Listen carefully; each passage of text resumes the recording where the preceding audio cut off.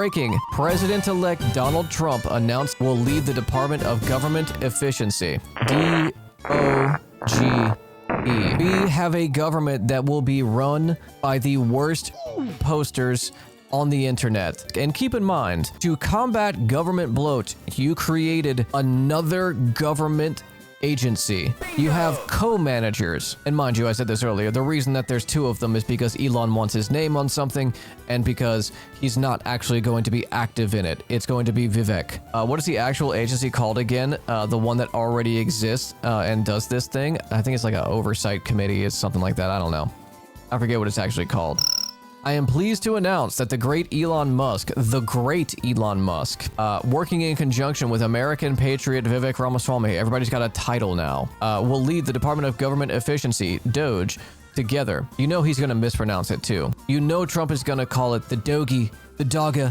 Together, these two wonderful Americans will pave the way for my administration to dismantle government bureaucracy / excess regulations, cut wasteful expenditures, and restructure federal agencies essential to the Save America movement. Quote, this will send shockwaves through the system and anyone involved in government waste, which is a lot of people, stated Mr. Musk.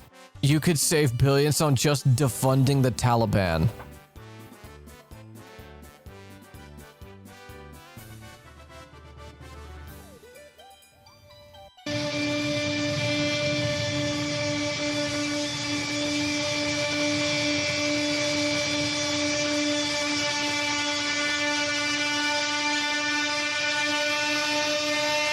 Here are some of the most insane statistics about the waste and inefficiency of the US government and why Elon and Vivek's new DOGE is such an incredible and crucial development for America. The CBO revealed that at least 1,264 federal programs and bureaus have expired authorizations, but they still receive $516 billion in funding for the fiscal year 2024. Okay, let's go through it. The Government Accountability Office estimates the federal, that's the agency by the way, the Government Accountability Office, estimates the federal government wastes $247 billion in taxpayer money each year. The Department of the Treasury reported that $24.5 billion in unreconciled transactions in the past, meaning it spent $25 billion on unknown items. Yeah, it's called insider trading. You want to talk about government bloat? It's the Pentagon. When the Pentagon or, you know, the Capitol orders like bulk paper, they overcharge. And because they're fattening the pockets of, representatives, yeah, they're gonna pay it. So the Pentagon will be shit-canned, I guess? No, they're not gonna cut money to the fucking Pentagon. Let's see. The Department of Agriculture employs misused government-issued credit cards, spending millions on personal purchases like concert tickets, tattoos, lingerie, and car payments. I am sure that people are wasting money that is sent by the government. You know where the waste is? Subsidies. It's the Pentagon. It's subsidies. Stopgap measures. Can we audit the Pentagon? We have audited the Pentagon, and it fails the audit every time. Pentagon paid $24,000 for a stainless steel trash can. Yeah, I look forward to Elon and Vivek making changes to the federal bureaucracy with an eye on efficiency and, at the same time, making life better for all Americans. Importantly, we will drive the massive waste and fraud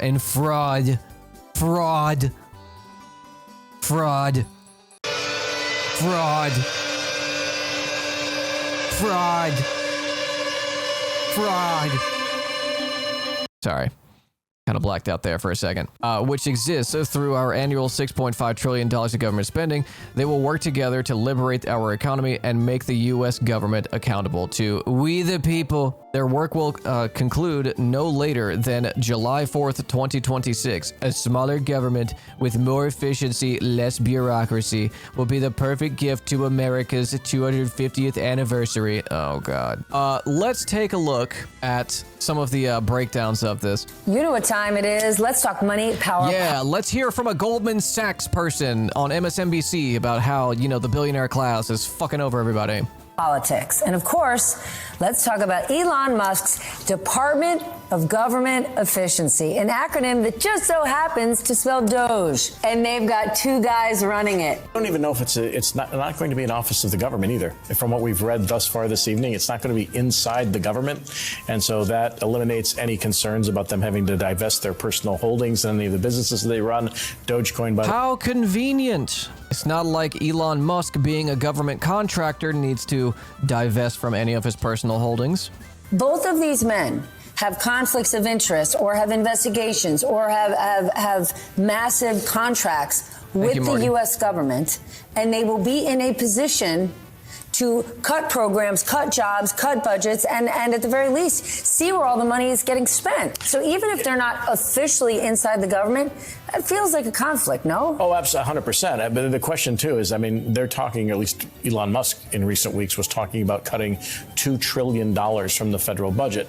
Now, of that, 900 billion or so is non-defense discretionary spending. Everything that the government can spend money on discretion in a discretionary fashion, but excludes interest on the debt, defense, Social Security, Medicare, Medicaid, all the things that are mandatory spending items that account for roughly 86% of the federal interest budget. on our debt, one of the biggest expenses we have in this country, and it's only going to. Okay, the camera cut back to her. These glasses are not it, girl. You gotta get some different Warby Parkers. All right, this is not it. It's only going to grow. Yeah, so you can default if you want, but that's a whole other set of problems if that's the way you want to get out of paying that particular item. But isn't part of the key issue here, though, that we don't actually know if they're going to be in a position to do anything, right? In a position to cut anything? We don't know what kind of teeth this thing's going to actually have. What it will have is, it's basically just another heritage foundation is what it is.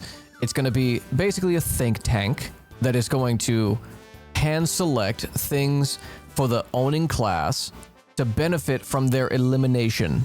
They're going to find the things. Hey, Section 8, for example.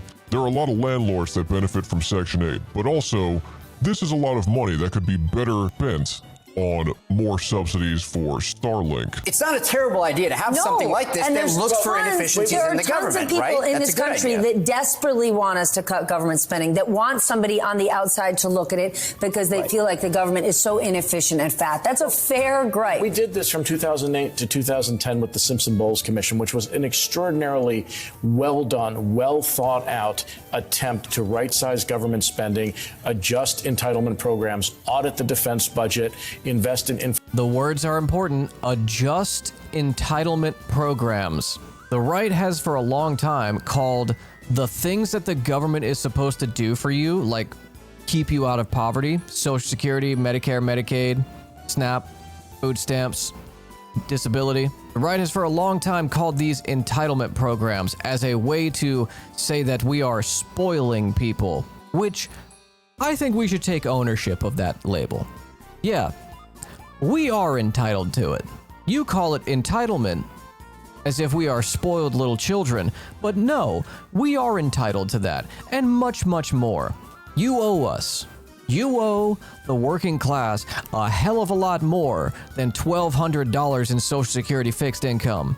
Infrastructure and education. This was put out in 2010 after the great financial crisis. Neither President Obama nor then Speaker Ryan accepted it, and so it died on the vine. You can dust it off right now, update it for current deficits and debts, and it would be still a very wise and thoughtful plan. Yeah, right, Simpson-Bowles was a sort of a nice idea at exactly the wrong time, back when unemployment was still pretty high, inflation was still very low. Now we kind of have the opposite situation. All right, well then let's talk about inflation, because inflation, the cost of living, that's essentially what got us here, right? The election happened last week, and people in this country are frustrated, mad about the economic status quo. You analyzed voter data and found that places that shifted towards Trump the most were densely populated urban areas. What can you tell us? The most densely populated and the most expensive urban areas, all right? It's one of the strongest... Oh.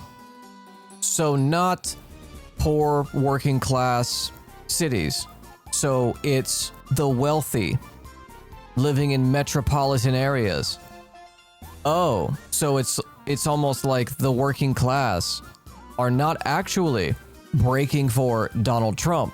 It's almost like it's the rich that want The some last more of those connections tax to humanity cuts. that I have gone. I did it. Yeah, all price for of the eggs, grind. baby. I want to just caution everybody not to overinterpret the moves we've seen in the last week. Here's why. It's true that everything Donald Trump is suggesting he's going to do is consistent with higher rates, right? Worries about more deficit spending, worries about inflationary policies. But at the same time, we don't usually associate a steepening yield curve with bad news necessarily. It really could be that there's some real growth expectations in there as well, possibly because of tax policies. If you're going to do something that's going to boost the deficit, it might also boost growth. So that is how I would sort of advise some caution on how we interpret these movements. So my personal I will never allow this stupid ass argument about the stock market. The stock market's up. Are you feeling it? Are you feeling it, Mr. Krabs? I certainly am not. Vast majority of you are not. There might be a couple Oilers in here, you know, a couple Saudi oil barons, gifting subs that might feel it. But when it's bad, you do feel it. Weird how that works, isn't it? I prefer a real truck. I said a real truck. Perfection. Yes, I agree.